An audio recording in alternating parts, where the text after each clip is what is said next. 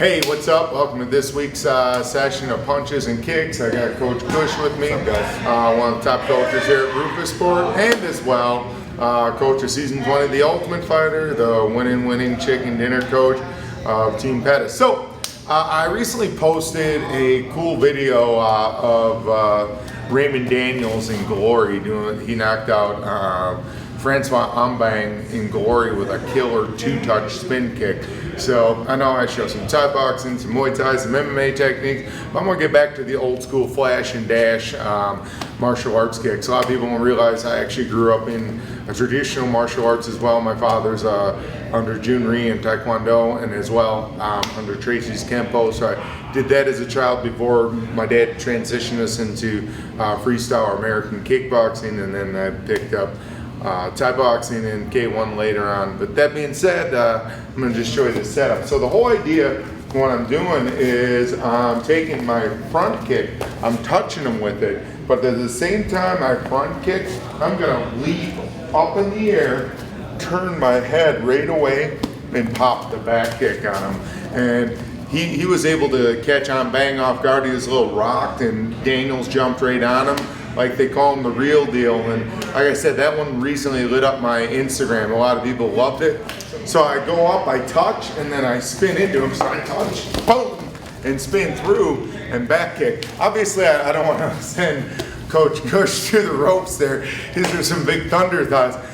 I'll do it slowly, but what you're kind of doing, just a little trick as I'm touching, I'm almost pushing off of him and coming at an angle across him. Daniels obviously caught Ambang with that killer back kick to the face. Ambang squatted down a little bit. But the key is that first step, the explosion. When I explode up, I touch, boom, back kick.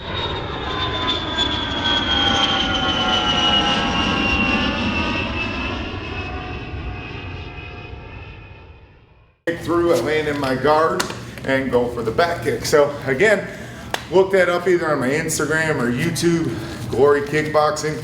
That was a great, memorable kick. He's had two great knockouts in Glory when I was calling fights for them. So hopefully that helps. I know a lot of people are starting to integrate those more in kickboxing and as well even in MMA. Speaking of MMA, I heard there's some fights this weekend.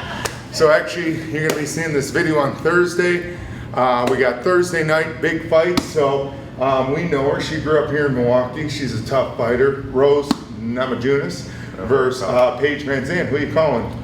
Rose is, I think, overall more skilled, but I think Paige's tenacity and the pressure she's going to put on will eventually wear Rose down. I think she'll grind out a victory. I agree with you on the Rose thing. I think Paige is a great fighter. Thing is, I don't think Paige has what Carla had. The same type of wrestling and the ability to choke Rose. That being said, I'm gonna call Rose by sneaky submission on that one. In the semi-main event, that's gonna be a good fight. You got Michael Chiesa versus Jim Miller, the battle of the beards. Who you calling? I gotta go with Chiesa. He is like, he's not that guy that, he's a very unorthodox, he's long, he uses his length really well, and he's a tough SOB. I mean, it's like you watch him technically, some stuff I don't like, but he does it. He gets away with it. And Miller is just too much of a plotter, too predictable as far as his striking is concerned, too old school. Yeah, I think that Jim Miller is definitely a really good fighter. Kind of at the end of his career where Michael's coming into his prime. I'm going to go with Michael Chiesa too. I just recently got to hang out with him at the UFC in Houston. Hell of a guy, real good guy. But one thing that I noticed, that's a big 155er, and Jim Miller really isn't a big 155er. Yeah, I'm not saying that Jim Miller couldn't win that fight, though. We all know he's tough as nails from New Jersey and been in some legendary fights in the UFC. So moving on to the next night, the big fight on Friday night, obviously, is going to be, with Frankie Edgar versus Chad Mendes. Who are you calling in that one? I got Frankie all the way. I think he's going to school Chad. I mean, Chad's got wrestling, but I don't think his wrestling he's an explosive style wrestler. Frankie is so good at putting his strikes together, his boxing. He's going to outquick him, and I think he's going to submit him on the ground. Wow. So the only telltale in that one, Thursday night, a lot of people don't realize this, certain fights and certain venues have certain different gauges. When Anthony Pettis fought Clay Guida at the Pearl, we fought in the smaller WC cage. This one's at a smaller venue Friday night, so they are going to be using the WC cage. That being said, even though Frankie Edgar's never fought in the WC cage, I see the advantage to Frank the Tank there from Jersey. He's going to have the superior footwork, slick boxing, and big opportunity to win the fight. Not that Chad could knock him out. Chad's got a similar style to Gray Maynard, big right hand. It could happen, but I see the advantage to Frankie Edgar. So moving on to Saturday, we got the middleweight championship of the world. Luke Rockhold versus Chris Weidman. This is a very tough fight. I think they're both big 185ers, but I think overall, Rockhold is the better athlete and better all-around fighter. Yeah, I think definitely agree with you on the Luke Rockhold is athletic, he's stylistic. I actually got a chance to hang out with him in Houston, saw him train, and he's very clean striking, very good jiu-jitsu. Obviously at AKA, he's got a great wrestling game. I go way back with his coach, Javier Mendes. He's in great hands there in that camp. But there's something to be said about Chris Weidman. The man done beat Anderson Silva twice. You can count him out, but the guy has the X factor in the octagon: heart, courage, and willpower. I go way back with Matt Serra and especially Ray Longo. This one's a pick'em for me. You know what? Grab some popcorn, grab a cold beverage. Don't blink, you're gonna miss a great fight. I see both guys have an opportunity to win, and I think it's gonna be a fantastic scrap, so I'm excited about that. Now in the main event, we're gonna unify the interim and the featherweight UFC championship of the world. You've got the young, brash, up and coming, the notorious one, Conor McGregor, and you've got long-standing champion Jose Aldo, the Scarface. Who are you calling? I think it's going to be a matter of who can implement their game plan the most and who's going to have a surprise in there. Everyone knows what Aldo's going to do with the punches and the kicks. McGregor is going to come forward and look to land his, not unorthodox, but something that we might not have seen that often.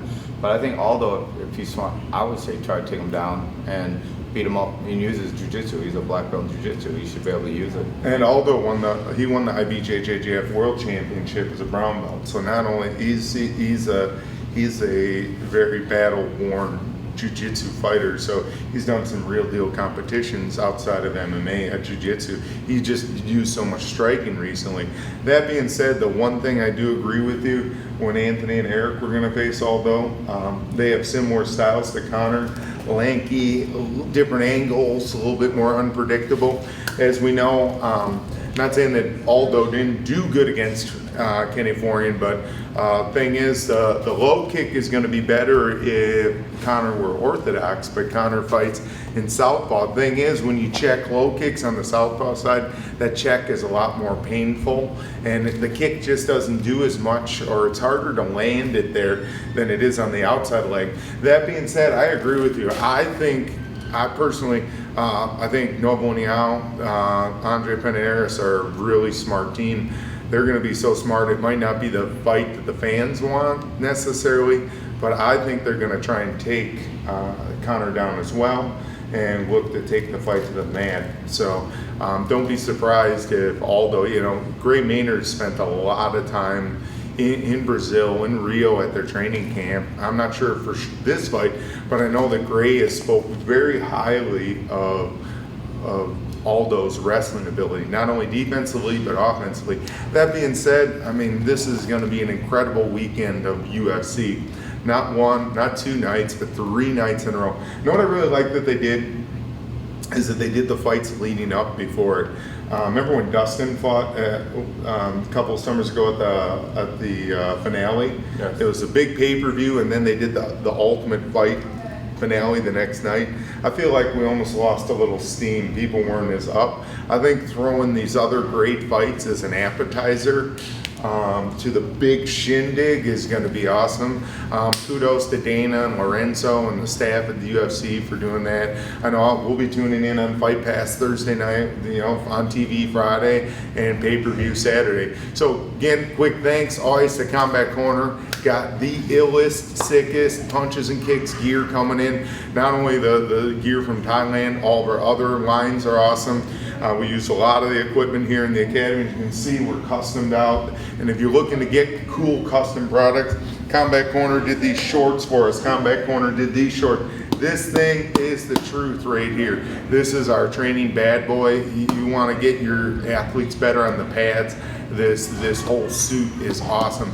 The design team there has done phenomenal. I want to thank Dan, everybody, and happy holidays. And my closing message is for my Duke Roufus Striking University, December the 19th, I'm going to be doing another free Q&A for everybody on Periscope. We did that last week. We had a ball, and I just went on there and Q&A'd. I'm really into giving back to the community that's helped build me and make me. So just want to thank that, and just everybody tune in, support the fights, and like I said, if you want to go on my Instagram and request more stuff, follow me at Instagram, Duke Roufus. I share a lot of videos on there, obviously at the Duke Roufus Striking University fan page, or check me out on DukeRoufus.com to check out what I got going on. So thank you very much, Coach Kush, and thank you, Combat Corner, the fans. We'll see you next week.